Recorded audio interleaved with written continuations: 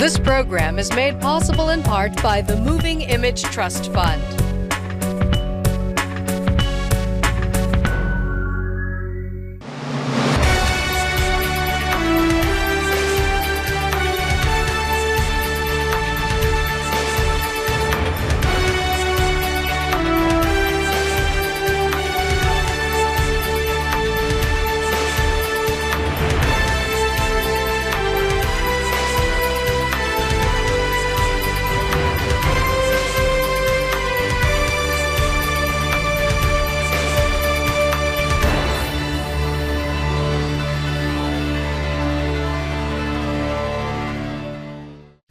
It was triggered, literally, in 1914 by an assassination in faraway Eastern Europe. It would rage for 3 years before the United States entered the conflict, sending hundreds of thousands of young men over there. As a war to end all wars, it failed. But no event, no circumstance since the Civil War had demonstrated to Arkansas what Arkansas could do when called upon. Those young men, even the ones who returned, they're all gone now. But a century after the nation and the state entered World War I, the Butler Center for Arkansas Studies has produced 2 splendid volumes about our state's role in the conflict. Not just the doughboys, as the soldiers of that epoch would be called, but the women who mobilized at home to support the overseas effort. The 2 books document grit and gallantry, certainly, yet they do not turn a blind eye to some of the era's less than glorious episodes. After a career with the Veterans Administration, Elizabeth Griffin Hill has produced Faithful to Our Tasks, Arkansas Women and the Great War. And staff historian at the Butler Center's online encyclopedia of Arkansas history and culture, Michael Polston, is co-editor with Guy Lancaster of Can the Kaiser, Arkansas and the Great War. It's a dozen essays on one or another aspect of Arkansas's participation in World War I, and it makes for fascinating reading, both volumes too. Congratulations to both of you. Thank you. Thank you. Ms. Hill, let's begin with the women's side, if we may. Women stood up in World War I. They did. As soon as the war started, they were already in the Red Cross workrooms making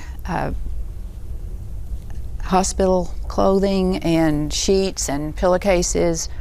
Each hospitalized soldier had to have 46 pieces of hospital supplies. And then there was the Arkansas Women's Committee.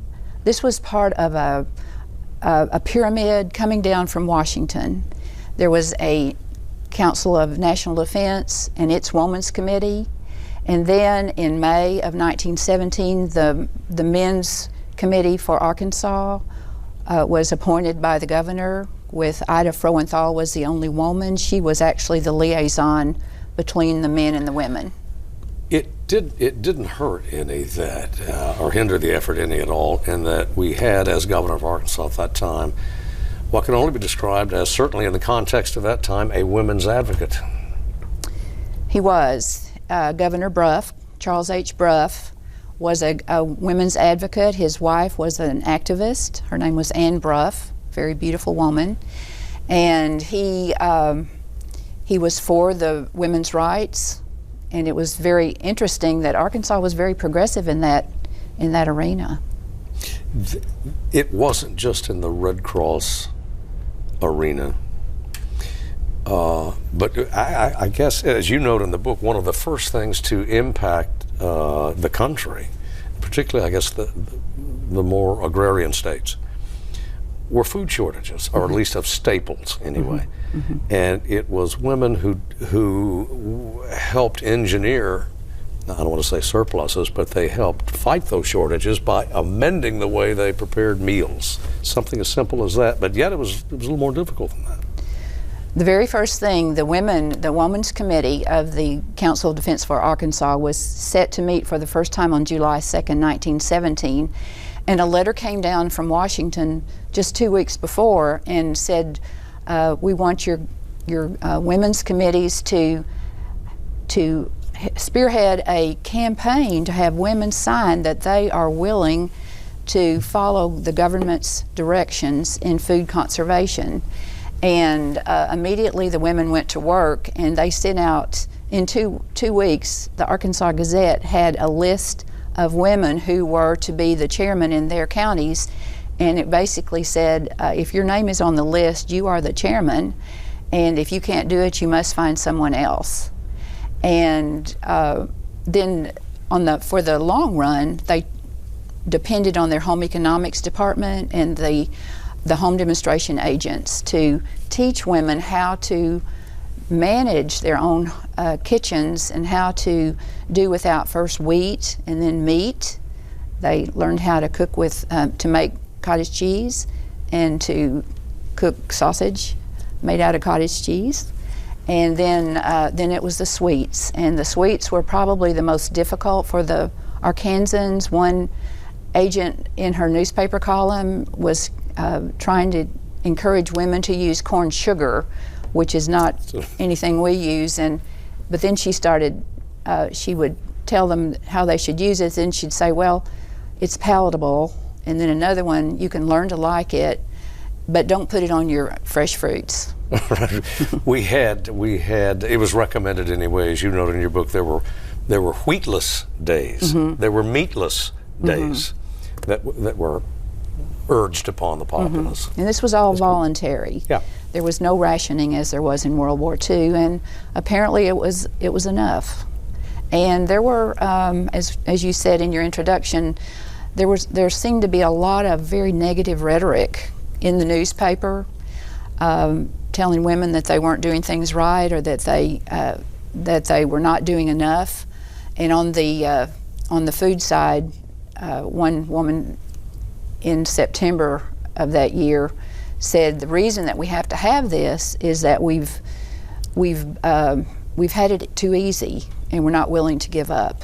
Well, in fact, and we'll come back to this in a moment, there were some other tensions in the air, too, in terms of gender roles. Michael Polston, give us the background. Where was Arkansas politically, socially, culturally at the time of the President Wilson was trying to Well, generally speaking, mobilize? The congressional delegation from Arkansas were supportive of the war, with a couple of exceptions. But, like most of the people in the United States, when the war erupted in 1914, we were just pretty much isolated from the whole situation, and were not eager to become involved in a conflict that we didn't see that affected us.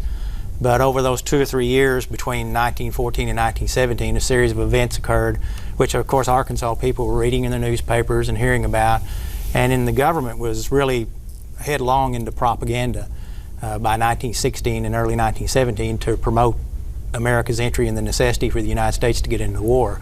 So Arkansas people were being influenced by that and seeing that every day and reading it in their papers on a regular basis. Well, the national mood was really one of isolationism at the time, prior to this. Well, yeah, I think if you look at it... Let them handle it over there, it's their problem. Exactly. And then President Wilson pretty much got into the mode that it was necessary if we were to be part of the solution to the problem after the war and the peace negotiations, that it was necessary for the United States to really become involved in the war. So I think really what you look at is President Wilson was a major factor in eventually motivating the United States towards the war. And in that regard, the gentleman from Arkansas, we went on to become majority leader, Senator Robinson, Joe T. Robinson, was very much Mr. Wilson's advocate in the Senate, supporter, but at the same time, his counterpart, well, he had two, Senator Clark, and who was succeeded by Senator Kirby. Right. They took a decidedly different view of America's overseas involvement. Yeah, that there is considerable opinion in Arkansas that, as I was saying before, that it's not our war, that it doesn't really affect us, and Kirby, Congressman Senator Kirby was really involved in that early movement that the United States or even the state of Arkansas should not become involved in it. But even then, much like the congressman with the Iraqi back a few years ago, that in the beginning they may have opposed to it, but when the United States became actively involved in it, they pretty much, kicked in and became a strong supporter of the war effort. Yeah, if 40, 50 years later, I thought I see a parallel anyway during the Vietnam era, where you had the Arkansas House delegation solidly behind the Kennedy Johnson administration, Nixon administration later, and then Mr. McClellan, who was sitting in the Senate, would go along with pretty much anything the administration wanted. But then you had Senator Fulbright on the opposite. He was the outlier in that. That's a very the roles were kind of reversed, and hey, let's come home. This is a mistake. This involvement over here. Right. Very supportive of the military effort in terms of the individual soldiers, but again, not so much in terms of supporting the policy of the government. Yeah. To the matter of how many Arkansans served, the draft was invoked. Right. And I think at one point in the book we conscripted, about 50,000, I think. 70,000 Arkansas men would serve, right? Yeah, somewhere around 70 to 72,000 men directly from Arkansas, and that doesn't take into account of perhaps Arkansans who lived outside outside of Arkansas. But about 72,000 directly from the state of Arkansas served. Yeah, and there was resistance even to that. There were some less than savory episodes, or oh yeah, if you can look at the draft cards are readily available online. They're really fairly concise cards where your name, birth date, name, and whatever, but you can determine if you have reasons for exemption. And it's interesting to note, if you look in World War I, the exemption rate for people asking for exemption is pretty high, that they're local draft boards. That actually the Selective Service is a federal program, but it was operated on the local level. And the federal government wanted the local people making the decision. So if you registered for the draft, it was actually your local draft board that would make the determination as to whether you would go. So if you claimed an exemption, they had kind of a personal experience and knew whether you really required the exemption or not. Yeah, a lot of more farm exemptions too.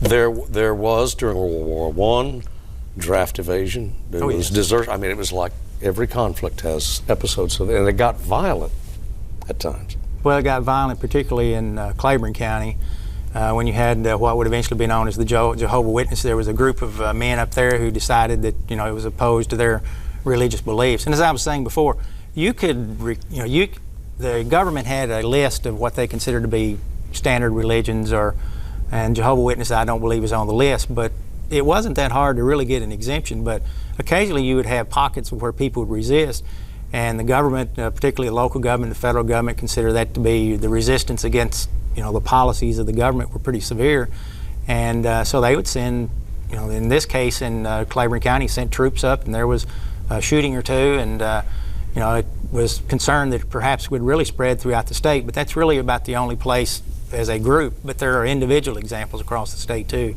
of people resisting. I know I read one in Newport where a preacher had made some comment, and what I mean by comments, during World War I, you could just make a comment, say, President didn't look very good today. And that might be enough for your neighbor to go and tell the local authorities, and that might get you in some degree of trouble. Well, we had the Sedition Act enacted back then. The Sedition Act that really existed all the way back to the early 1800s, that where any opposition to the government, or any just basically any statement you might make that could be considered anti-war or not for the war effort could get you into serious trouble. And the government promoted that. There was a private organization across the United States that their purpose was to ferret out anybody who might be opposed to the war and turn you over to the government. The government supported that. They didn't actually, I guess you could say, make it formal, but it was very much supported by the federal government to you tell us who's causing the trouble in your local community. Yeah, you document, Elizabeth Hill, that German American women, especially, there was a climate of suspicion about German Americans at the time. Mm-hmm. It was German American women who often took up the banner, and African American women, black women in Arkansas at that time, took up the banner as well, as did African American men in joining the armed services. That's true. Yeah. African American men, I think, and to kind of describe the service of African American men in the United States and Arkansas, a lot of African American men saw it as an opportunity to show their worth and to show why they deserve to be treated as equal citizens. And obviously in 1916, 1917, they weren't being treated as equal citizens, generally speaking, in the United States. So a lot of African Americans saw it as an opportunity. Some African Americans came out opposed to the war for the simple fact that they didn't feel like they were being treated fairly by the federal government. So why fight for a government that's going overseas to fight for democracy and the rights of people when they don't give you the same rights here in the United States. But I think generally speaking, I think African American men saw it as an opportunity to show the people of the United States that they were good citizens, that they deserve to be citizens, they deserve to have the rights just as any other citizen, whether you be black or white. Elizabeth Hill, is it fair to say that World War I kind of brought nursing into its own as a recognized profession? Absolutely. Nursing started out as a very lowly occupation. It was actually, people looked down on anyone who was willing to clean up patients and change their sheets and things like that. And not until 1873 was there a movement to professionalize nursing, and Arkansas had its first school for professional nurses in 1898 in Fort Smith. It was a little, and usually it was just students and one actual nurse in a little hospital, and they learned that way. And I found that that the war must have made a tremendous impact because they were so invaluable to the military. And people realized too, as there were nursing shortages here in Arkansas because all of the nurses were overseas or in the military areas, and the women were having to remember how to take care of their own children, and so there were actually classes on how to take care of the little sniffles and things. Such was the shortage. You note at one point in your book that the salary of nurses in Arkansas was raised to $5 a day. Mm-hmm. A princely or princessly wage, I guess. Mm-hmm. I think it was. By the standard of the day. Mm-hmm. Well, coupled with that too, along came the great influenza epidemic, where we had Camp Pike, Fort Roots. We had tens of thousands of soldiers from across the country stationed for training in North Little Rock, mm-hmm. or in the central Arkansas area. Mm-hmm. And those camps were decidedly not immune to the virus. Took a horrible toll. Right. I think that's how the influenza epidemic was spread. And it was really fascinating to see in early September of 1918, there was an article in the Arkansas Gazette about saying that we're concerned because so many of our soldiers have colds that we think may be the flu. And 10 days later, the headline was 13,000 soldiers at Camp Pike have the Spanish influenza.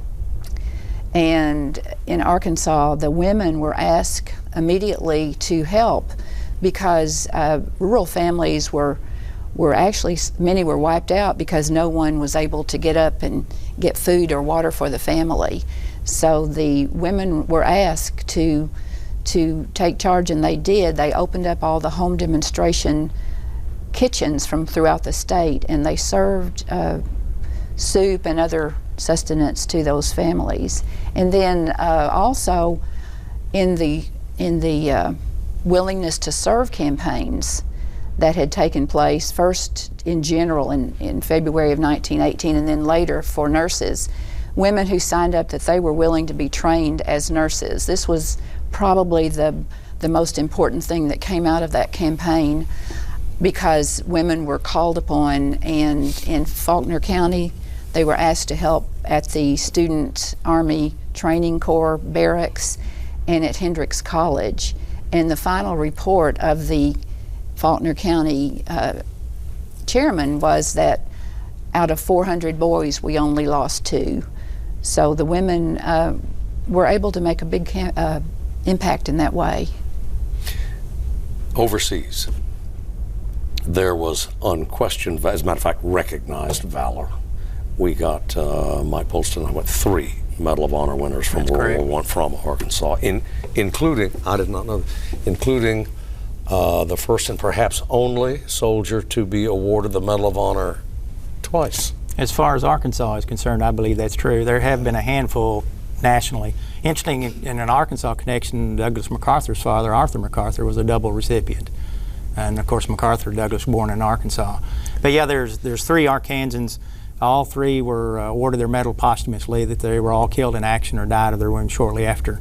So 3, and of course an untold number, I'm not sure what the number would be, but an untold number of Arkansas soldiers that won Silver Stars, Bronze Stars, the Croix de Guerre, the French medal, that's kind of like our Distinguished Service Cross. So yeah, a lot of Arkansas soldiers served with distinction in World War I overseas. I did not notice the death toll. Casualty count. Somewhere around 2,500 Arkansans soldiers died, with about 500 of those being killed in action or died of wounds. So, yeah. The conditions of World War I, it was trench warfare, quite a bit of it. A lot of it was the trench warfare, but by the time the United States troops got in, it was more of a, General Pershing, the commander of the American Expeditionary Forces, he believed that part of the failure of the European forces was this dug in the ditches, that a man got out with his gun and he chased somebody down and shot him. So living in these trenches was not exactly the type of military strategy that Pershing was interested in. So his whole idea was to get out and shoot somebody. Yeah. So yeah, the Arkansas troops were in the trenches, but they also, in the latter campaigns of the war, was more out in the open. But there's a large number of Arkansas troops who participated in many of the famous campaigns and battles in the last couple of years of the war. Huh. Interesting, Elizabeth Hill, in that at the conclusion of World War I, it would take, well, let me back up just a second. As women, these gender roles were modified anyway, of necessity during World War I. Even then, with women picking up a greater share of the conventional workplace burden. Mm-hmm. There was friction in the workplace at times over women's. There was. And I didn't understand it just seeing the primary sources. I had to go read some secondary sources to understand what was going on. But when women were invited, or not invited, but hired to work in the railroad yards of the Fort Smith Crossing, which is right in North Little Rock, as you go out down Main Street, that first viaduct is where that was. 15 women were hired to work with the men right there in the yards, and 9 men immediately resigned. And they said they thought the women would hear bad language. But what I found was that the real reason that men resented women working was that they were afraid they would bring the salaries down for the men as well. Well, and in fact, there were some complaints among women about.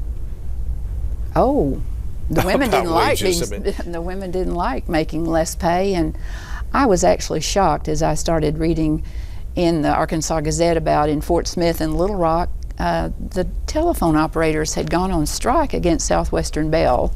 And I just couldn't believe this right in the middle of a war, but they were striking while the fire's hot, or whatever you say, because they had opportunities to go to other places if they didn't like what they were experiencing. And really, they were seeing how women were making more money up in the Northeast when they were working in those unionized factories. So they just went on strike, and but I found out that it was happening all over the United States. Mm-hmm. Yeah. Interesting too that, as you noted in the book, it would take another world war. At the end of World War I, the economic, social progress that women had made mm-hmm. basically came to a halt. Mm-hmm. And it would take another world war 30 years later mm-hmm. to revive, to regain the momentum. I love that I found Dr. C. Calvin Smith, who apparently is highly regarded in Arkansas for his work on World War I in Arkansas. And he brought that to our attention, that the Victorian idea of the strong husband, breadwinner, and the wife who was the protector and moral agent of her family was still in place when World War II started, and then things changed. Michael, can we look at the political currents in Arkansas in that World War I era and in the days leading up to it, and see how it shaped? Did it shape? Is it easier to understand our politics today, Arkansas politics in the last 20, 30 years, when you study World War I and the currents that were in play then? I don't know if it's any easier to understand. If you look in World War I, you see really a time period where you were kind of told to be quiet. And it seems like here in the 21st century, we're more of a nation that speak out, say what we believe, say what we want to say, and then kind of move on. But the people, as I was saying before, the government was really restrictive in terms of what you could say, and as you mentioned before, the Sedition Acts and such. So it seems like there's in some respects, there's almost a complete flip-flop in terms of how people viewed government and how they, in some respects, dealt with government than how we do today. So, but a wariness and a weariness even with overseas events. Yeah, but I would agree with that. But today, if you look at 1917, if you're just an average guy saying living in Lonoke County, how are you going to pick up any news? You're going to pick up news by what someone tells you, or you're going to pick up the Lonoke Democrat or maybe the Arkansas Gazette or the Arkansas Democrat. Today, you have access to so many different outlets of news media. So, where if you one thing when the war was over, if you check the local newspapers. When the war, unofficially ended on November the 11th, if you look at some of the local Arkansas newspapers, you won't see that announced until a few days later. Right. And here today, that would be instantaneous. You would know exactly what had happened, or you would see a report of exactly what had happened or what was coming down the line. Two splendid books on Arkansas and World War I. Elizabeth Hill, Michael Polston, thanks very much for being with us. Congratulations, by the way. Thank you so much. Thank you. Thank you. Thank you for joining us. See you next time.